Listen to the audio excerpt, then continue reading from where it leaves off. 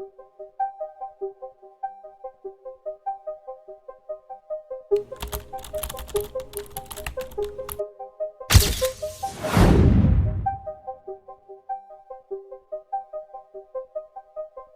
64. Savez-vous à quoi ce nombre correspond?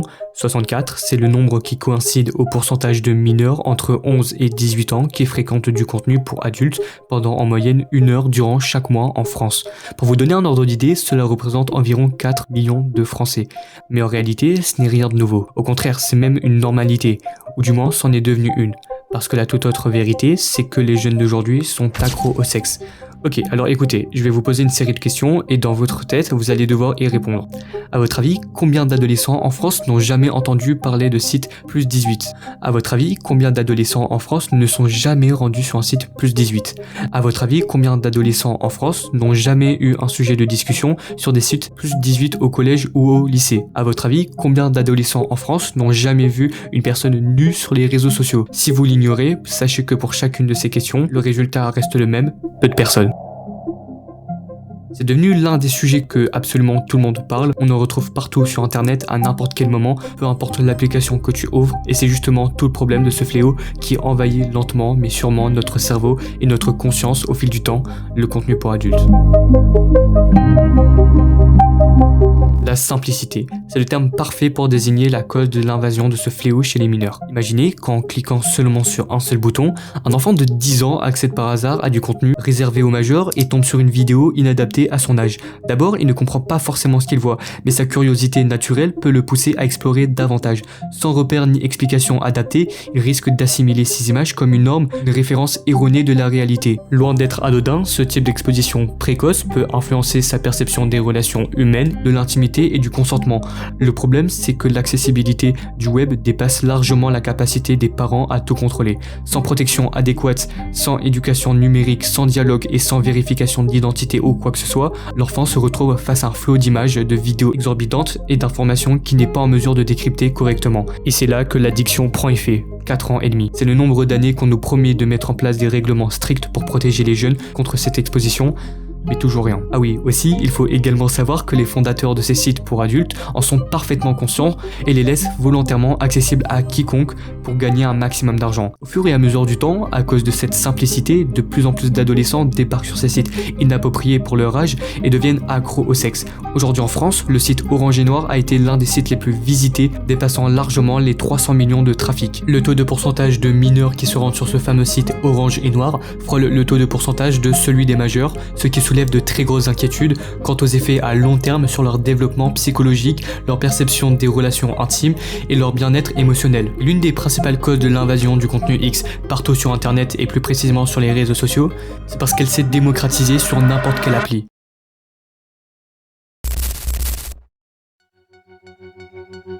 Actuellement sur YouTube, tu peux absolument tout sexualiser, que ce soit les dessins animés, les œuvres d'art, les furies, les jeux vidéo du genre cette chaîne comptabilisant plus de 900 000 abonnés dont le contenu est de sexualiser le jeu Kesha Live.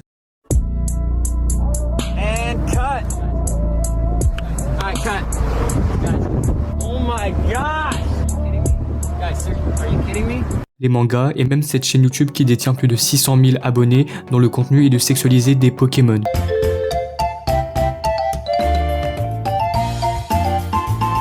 Des miniatures provocantes qui attirent un jeune public, des titres accrocheurs jouant sur le double sens, des animations détournées pour sexualiser des personnages fictifs, des vidéos à peine modérées qui frôlent les limites de l'interdit. Tout ce que je vous ai montré et cité n'est que la partie émergée de l'iceberg derrière l'ignoble réalité qu'on nous cache.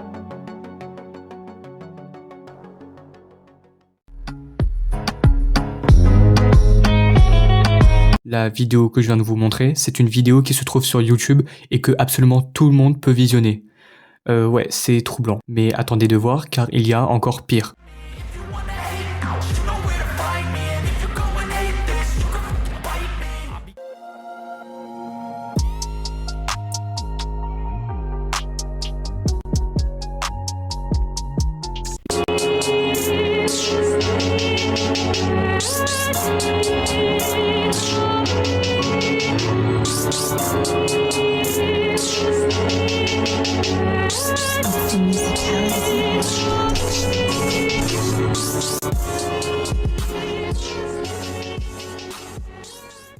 Toutes ces vidéos ne viennent que d'une seule et unique chaîne qui comptabilise plus de 10 millions d'abonnés, c'est celle de Nora Power. Sur cette chaîne YouTube monétisée, ce sont des milliers de contenus qui sont sexualisés qu'on y retrouve. Mais dites-vous qu'elle ne fait simplement partie que d'une seule chaîne parmi tant d'autres. Mais encore une fois, si seulement ça s'arrêtait jusque-là.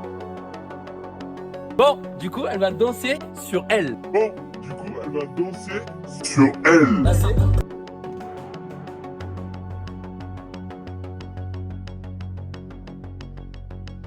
Let's go. 5, 4, 3, 2, 1. Vas-y famille, bon appétit. Oh. Faut savoir une chose, c'est que... Oh yeah.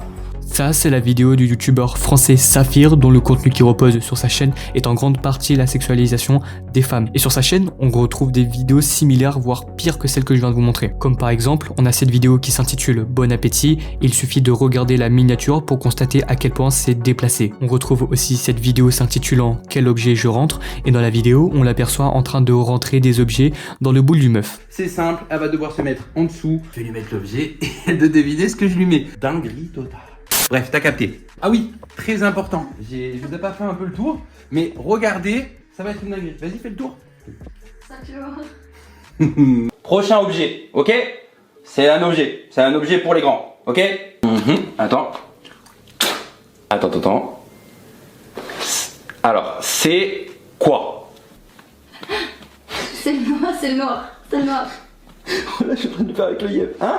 Voilà, c'est carrément, on a l'impression que sa chaîne c'est vraiment un site de boule en fait. Mettez-vous 2 secondes à la place d'un enfant de 10 secondes et imaginez que vous tombiez sur ce genre de vidéo. C'est juste hyper immoral et ça dégrade littéralement la perception de ton cerveau. Je pense clairement que cette chaîne figure parmi les plus inappropriées qu'on retrouve sur le YouTube francophone. Et ce que je lui reproche particulièrement, c'est de poster ce type de vidéos sur des plateformes majoritairement fréquentées par les jeunes en étant pleinement conscient de son impact et en profitant délibérément. Et je trouve cela tout simplement ignoble. Ces images, ce sont littéralement des miniatures qui ont été vérifiées et acceptées par le bot de YouTube. En enquêtant davantage sur le fond de la grotte que cache YouTube, j'ai découvert des vidéos complètement inadaptées aux mineurs qui sont largement comparables au contenu qu'on retrouve sur les plateformes plus 18.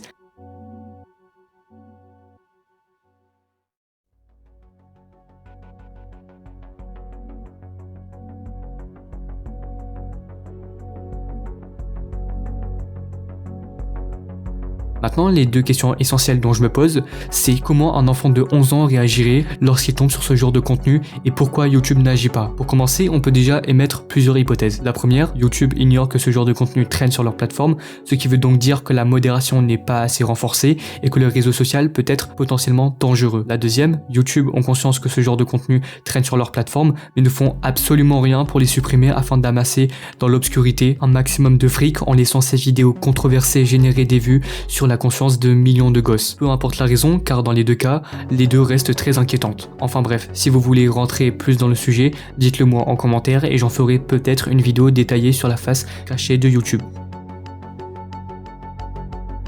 Vivre dans Hunter. Tu veux voir du contenu bien chaud? Sois pas si impatient, le contenu vraiment très chaud arrive du 11 au 19 février. Profite de bons plans hot, de freebets et de nombreux défis.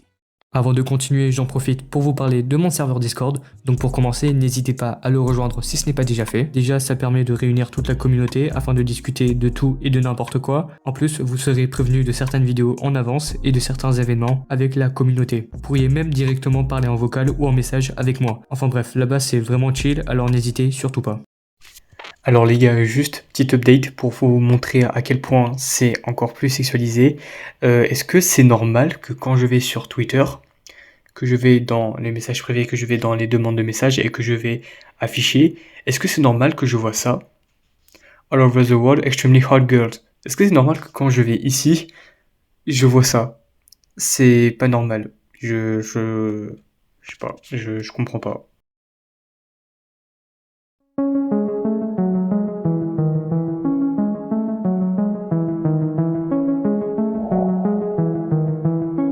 On va maintenant parler de deux piliers dans le monde des réseaux sociaux, Instagram et TikTok. Instagram et TikTok font partie des réseaux sociaux les plus populaires sur Internet, mais ils se distinguent par leur fonctionnement, leur public et leur approche du contenu. Instagram s'est d'abord imposé comme une plateforme de partage de photos avant d'évoluer vers un réseau plus complet intégrant des vidéos, des stories et des fonctionnalités e-commerce. Il permet aux utilisateurs de publier du contenu sous différents formats, photos, vidéos courtes qui sont donc des reels, stories éphémères et publications classiques. Son algorithme met en avant le contenu en fonction des abonnements et des interactions, favorisant les influenceurs, les marques et les créateurs de contenu déjà établis. TikTok en revanche repose entièrement sur le format vidéo et s'est rapidement imposé comme la plateforme préférée des jeunes, notamment grâce à son algorithme puissant qui met en avant du contenu en fonction des préférences de chaque utilisateur, indépendamment du nombre d'abonnés du créateur. Grâce à ses outils de montage intégrés, sans effets spéciaux et ses musiques tendances, TikTok facilite la création de vidéos dynamiques et virales. La principale différence entre les deux plateformes réside donc dans leur mode de diffusion du contenu. Instagram est plus centré sur la communauté,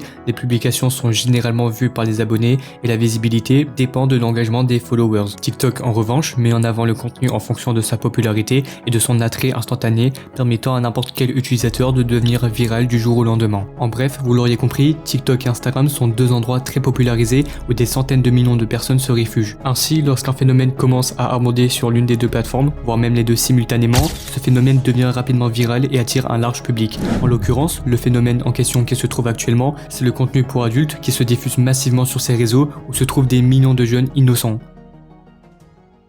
Commençons déjà par TikTok. En faisant mes recherches, j'ai découvert des dizaines de TikTokeuses extrêmement populaires qui n'ont gagné que de l'influence en diffusant leur physique sur leur chaîne. Alors je tiens à préciser que je n'essaye en aucun cas de cracher sur eux, mais simplement de dire la vérité. Déjà, j'ai retrouvé le plus souvent sur TikTok des femmes qui se mettent à moitié nues en twerkant et en mettant en avant leur atout, si vous voyez ce que je veux dire.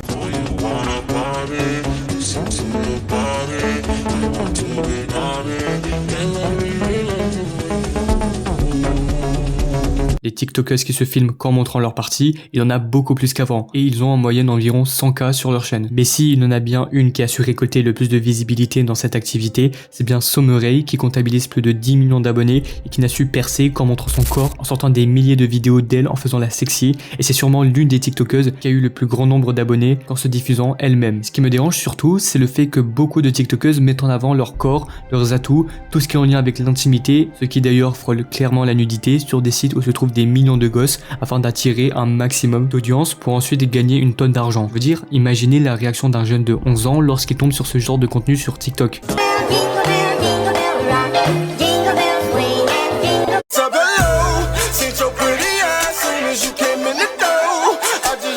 Le pire, c'est quand ces influenceurs mettent en avant leur compte privé réservé aux adultes, comme par exemple leur mime ou encore leur compte sur le site bleu. Parce que déjà c'est illégal, c'est-à-dire que c'est interdit et puni par la loi, mais en plus ça contribue à une forme d'exploitation indirecte aux mineurs, puisque tu promues clairement des plateformes pour adultes à des mineurs. Et si ils arrivent à contourner les règles de la plateforme en mettant en bio leur site +18, parce qu'elles utilisent une méthode très simple qui consiste à mettre un lien dans leur bio qui leur ramène sur un site où tu peux directement retrouver tous leurs réseaux sociaux, y compris leur compte mime et OF, faisant donc cela, ils contournent facilement la plateforme qui ne peuvent absolument pas les ban puisqu'en soi, leur lien n'amène pas sur une plateforme réservée aux majeurs et donc ça les rend complètement intouchables. Et donc rendez-vous compte de la gravité énormissime lorsqu'un adolescent de 14 ans qui possède une carte bancaire voit qu'une TikTokeuse promue son compte mime sur sa chaîne et qui décide d'accéder à ses contenus privés en payant. C'est délirant, c'est hyper grave et c'est pourquoi de nombreux créateurs de contenu actuels négligent totalement leurs responsabilités et l'exemple qu'ils devraient donner aux plus jeunes. Cette attitude est inacceptable et à mes yeux tout simplement lamentable.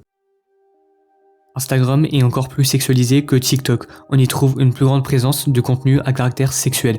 J'ai vraiment l'impression que la plateforme est devenue un véritable refuge pour les créatrices de contenu pour adultes. C'est hyper sombre. Bien sûr, je précise que si je ne parle que de femmes, alors que je pourrais très bien également parler de certains hommes qui se prostituent et exposent leur activité sur des sites publics, c'est parce qu'en général, ce sont elles qui sont le plus penchées vers le buzz et qui sont plus nombreuses que les hommes. En fin de compte, Instagram et TikTok partagent les mêmes dérives, à la seule différence qu'Instagram privilégie des photos et vidéos explicitement suggestives plutôt que de vidéos simplement suggestives. Mais pour le coup, sur Instagram, on peut réellement y voir des femmes posées sans maillot de bain. Encore une fois, on peut mettre en jeu deux hypothèses sur pourquoi TikTok et Instagram ne font rien qui sont identiques à celles de YouTube. La première, ils ignorent que ce genre de contenu traîne sur leur plateforme, ce qui signifie alors alors que la modération n'est pas assez maîtrisée et que le réseau social peut être potentiellement dangereux. La deuxième, ils ont conscience que ce genre de contenu traîne sur leur plateforme, mais ferment les yeux afin d'amasser dans l'ombre un maximum de fric en laissant ces contenus controversés générer des vues sur la conscience de millions de gosses. Enfin bref, comme pour YouTube, dites-moi en commentaire si vous voulez une vidéo détaillée sur Instagram et TikTok. Et nous, continuons dans notre sujet, mais qui va cette fois-ci être très différent.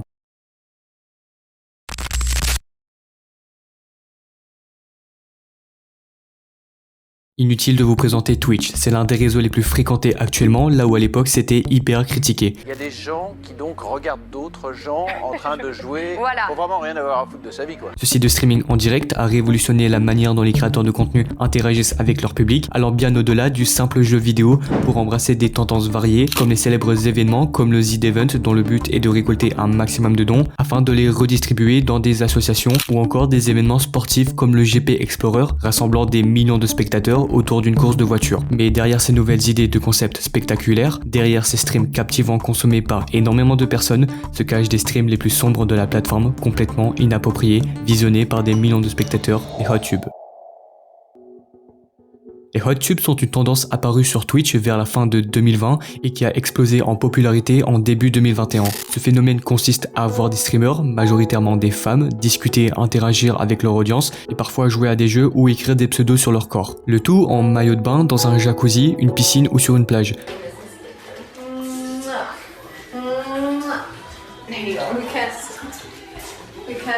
Cette tendance a bien évidemment reçu un succès rapide sur la plateforme, dévastant toutes les autres catégories de contenu, finissant rapidement au sommet de leur page d'accueil, rendant complètement vulnérables les plus jeunes, leur récoltant ainsi des chiffres d'affaires énormissimes. Bien évidemment, de nombreuses personnes en ont profité pour faire ce genre de stream, mais la plupart de ces personnes ont clairement abusé. On pouvait retrouver une meuf en train de faire des bails sombres en faisant des positions ultra sexuelles, ou d'autres assises sur une grosse banane, les faits salaires avec sur le bras des centaines de blazes écrits dessus, les blazes des personnes qui faisaient des dons élevés.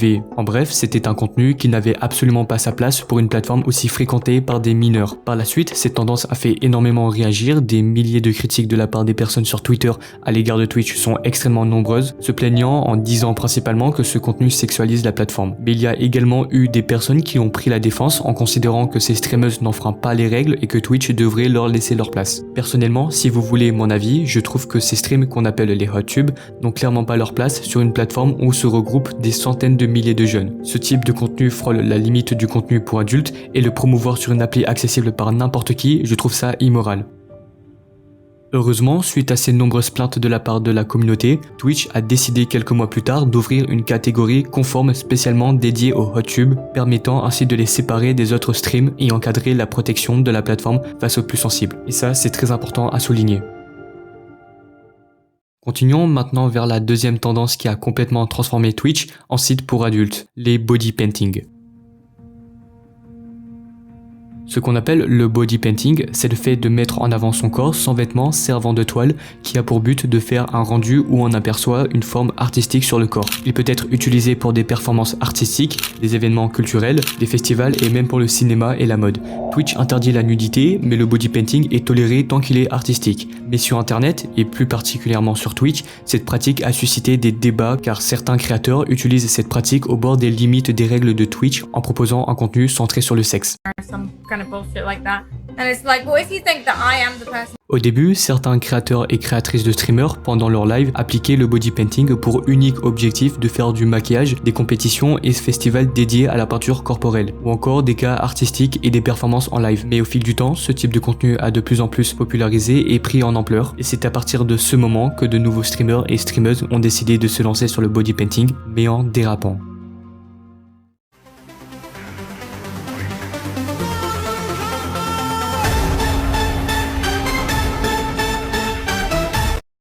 Yes, that was on, well, that was the day before. That was the day before I died. I'd say offline, but back to bed. Oh, not my call, take your beauty makeup and like traditional makeup. Just because En abusant de cette pratique, ces personnes-là utilisent cette exception pour faire passer du contenu qui frôle la violation des règles. Dans ce milieu, on pouvait retrouver la célèbre et problématique streameuse Amouranth, tandis que IndieFox qui ont pour seul but de diffuser du contenu sexualisé pour attirer un maximum d'audience et donc potentiellement des jeunes adolescents. Après avoir appris toutes ces controverses, Twitch ont décidé de bannir temporairement ces streamers qui abusaient du body painting en supprimant également tout leur contenu lié à leur suspension et ont depuis rénové de nouvelles règles, comme par exemple d'obligatoirement couvrir certaines parties du corps. Aujourd'hui, Twitch maintient une modération stricte sur le body painting, mais les abus existent toujours et de nouveaux contournements apparaissent régulièrement. Mais le plus gros souci avec tout ça, c'est que si Twitch durcit trop les règles, ils risqueront de trop pénaliser les streamers légitimes, mais dans le cas contraire, si Twitch laisse trop de liberté, ils encourageront indirectement le body painting à se sexualiser plus qu'il ne l'est déjà sur la plateforme.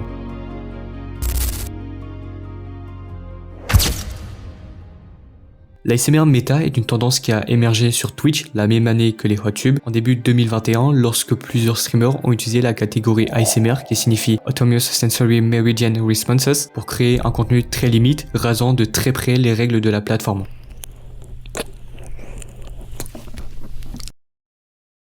L'ASMR est normalement une pratique utilisée afin de relaxer où les créateurs utilisent des sons doux pour provoquer une sensation de picotement et de détente chez les spectateurs.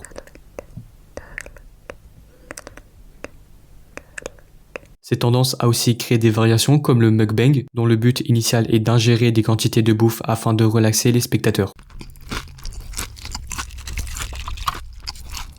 D'ailleurs, si vous voulez en savoir un peu plus sur cette pratique, je vous redirige sur une de mes autres vidéos où j'aborde le sujet, elle se trouve en description. Mais avec l'ASMR méta, certains streamers ont détourné cette catégorie pour proposer un contenu sexualisé en exploitant les failles de Twitch pour attirer une audience massive.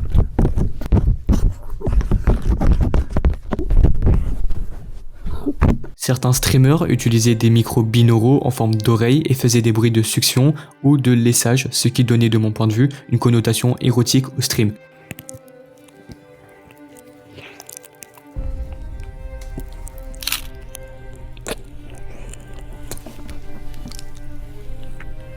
Il y a aussi eu des tensions sur les postures et tenues provocantes où beaucoup de créatrices portaient des leggings moulants, des maillots de bain ou des tenues suggestives tout en adoptant des positions cheloues mettant en avant leur corps. Parfois, elles proposaient des défis en échange de dons. Par exemple, si vous donnez 10 subs, je fais du léchage de micro pendant 10 minutes. Ouais non, premier degré, c'est vraiment réel, il n'y a aucune vanne. Et donc sans aucun doute, ce type de contenu a complètement explosé en termes de popularité, attirant une énorme audience et générant des milliers de dollars en abonnements et donations. Twitch a rapidement été confronté à une polémique face à cette tendance, car beaucoup d'utilisateurs jugeaient ce contenu trop sexualisé et inadapté à une plateforme où des mineurs sont présents. Et je suis parfaitement d'accord avec eux. Parce qu'en réalité, j'ai récemment découvert qu'en 2021, les streams ASMR faisaient généralement entre 0 et 2000 vues, alors que les streams d'ASMR méta faisaient beaucoup plus de vues et pouvaient atteindre les 6000, 8000 vues. Ce qui veut donc dire que d'autres personnes étaient venues sur ces streams non pas pour se relaxer, mais plutôt pour autre chose. Voilà, je pense que vous m'avez compris. C'est alors qu'en juin 2021, Twitch décide d'enfin agir. Il commence à bannir temporairement Amouranth et IndieFox, deux des piliers les plus populaires de l'ASMR méta. Certains streamers voient leur chaîne perdre l'accès à la publicité, ce qui réduisait leurs revenus. Et enfin, Twitch met en place des règles plus strictes sur le contenu ASMR pour éviter les abus. Cependant, même après ces sanctions, l'ASMR méta n'a pas totalement disparu. Beaucoup de créateurs ont simplement adapté leur contenu pour contourner les nouvelles règles en restant à la limite de ce qui est autorisé. Actuellement, l'ASMR méta existe toujours sur Twitch, mais dans une forme un peu plus modérée. Certains créateurs utilisent encore des stratégies suggestives, mais Twitch surveille de plus près ce genre de contenu. Et ça, pour le coup, c'est vraiment bien. Parce que là où ses concurrents comme YouTube, TikTok ou bien Instagram décident de fermer les yeux sur ce genre de contenu très clairement inapproprié pour les jeunes, Twitch, eux, essayent de se débarrasser de ces contenus perturbateurs, aux plus vulnérables, afin de protéger leur audience. Et c'est ça qui fait la différence.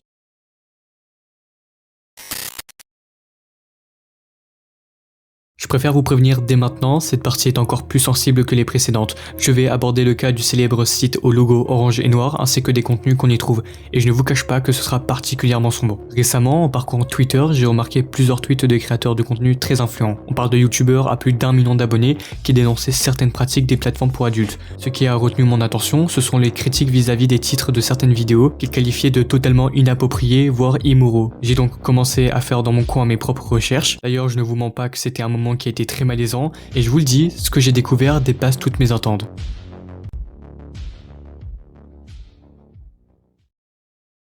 Pourquoi ces titres existent? Comment c'est possible? Comment se fait-il qu'on retrouve ce genre de titre complètement démesuré, ignoble? Comment ce type de vidéo peut être toléré? 28 millions de vues, c'est atroce, ça me terrorise. Faut vraiment être les plus gros dérangés sur Terre pour avoir ne serait-ce la capacité de se dire dans sa tête « Tiens, je vais cliquer sur cette vidéo ». Ces 28 millions de personnes sont des détraqués et rien d'autre. Rendez-vous compte que certains de ces titres vont jusqu'à inclure des termes d'une extrême gravité qui évoquent des thématiques tout simplement inacceptables, comme celles liées au V-Word. Ce qui est encore plus alarmant, c'est que ces vidéos figurent parmi les plus consultées du site. Et ouais, ça fait des millions de vues, c'est abominable. Autrement dit, des millions de personnes visionnent, normalisent et alimentent ce type de contenu chaque jour. La gravité de cette situation est extrêmement abondante. Non seulement elle expose un public souvent jeune à des représentations profondément malsaines, mais elle contribue également à banaliser des comportements qui devraient être unanimement condamnés. C'est là qu'on se rend compte à quel point l'humain peut être horrible. Il ne suffit que d'un simple clic pour y accéder et trouver ce genre de titre. Imaginez un adolescent qui tombe sur cette vidéo sans aucun filtre. Il va sûrement penser que ces mises en scène sont normales, voire acceptables, alors qu'elles ne le sont pas. Ce qui me révolte le plus dans cette histoire, ce sont non seulement les spectateurs,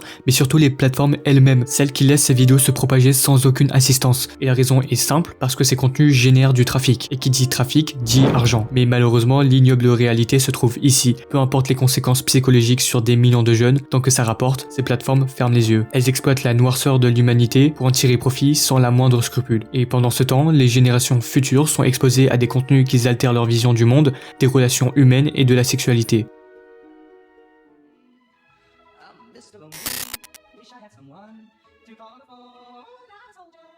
Bon, pour que l'hypersexualisation disparaisse de toutes les plateformes et qu'il ne soit accessible qu'aux majeurs, il n'y a pas 36 solutions. D'abord, il faut absolument que les parents prennent leurs responsabilités en surveillant activement les activités en ligne de leurs enfants en incluant par exemple des contrôles parentaux, des bloqueurs de sites, etc. ou bien si possible la coupure totale de l'accès à Internet. Car je souligne aussi que c'est également la responsabilité des parents qui rentrent en jeu et qui doivent absolument surveiller les pratiques de leurs enfants sur Internet. Ça permettra à ce que leur enfant grandisse dans un meilleur environnement avec une conscience et une maturité saine. En parallèle, potentiellement montrer aux fondateurs des sites réservés aux adultes qui exploitent illégalement des mineurs à leur faire dire que ce genre de contenu ne les affecte tout simplement pas. Il faut aussi que les plateformes comme YouTube, TikTok, Instagram et autres, qui accueillent des centaines de millions d'enfants, cessent de promouvoir tout contenu à caractère sexuel. Parce qu'au final, certes, cela génère des millions, mais en permettant la diffusion de ces contenus, ces plateformes deviennent complices de la détérioration de la vie de milliers, si ce n'est des millions de jeunes. En privilégiant ce type de contenu, elles véhiculent l'image d'une usine à sexe, ce qui malheureusement est précisément ce que ces plateformes deviennent aujourd'hui. Pour finir, la méthode la plus efficace, mais la plus improbable, ce serait que les directeurs de ces sites qui envahissent le monde d'internet de tout simplement mettre des vérifications d'identité, etc. Des choses qui prouveraient que les individus qui traînent sur les plateformes sont 100% majeurs. Mais malheureusement, c'est complètement l'inverse, car il suffit de juste cliquer sur un seul bouton pour que quiconque entre dans leur site. Et ça, c'est pas normal. C'est là qu'on voit que des gens qui ont en possession la vie de nombreux jeunes préfèrent faire le choix d'encaisser de millions de dollars pour en contrepartie détruire des millions de vies. En conclusion, l'hypersexualisation sur les plateformes en ligne est un fléau qui met en péril la jeunesse et la société tout entière. Pour y remédier, il faut coûte que coûte que les parents assument pleinement leur rôle éducatif, que les plateformes cessent de normaliser ces contenus et que des lois strictes soient mises en place pour en limiter l'accès aux mineurs. Si l'argent continue de primer sur l'éthique, ces dérives continueront d'envahir Internet. Mais au final, des millions de vies reposent sur une seule et simple décision, celle de protéger les générations futures et de remettre l'éthique au cœur des priorités.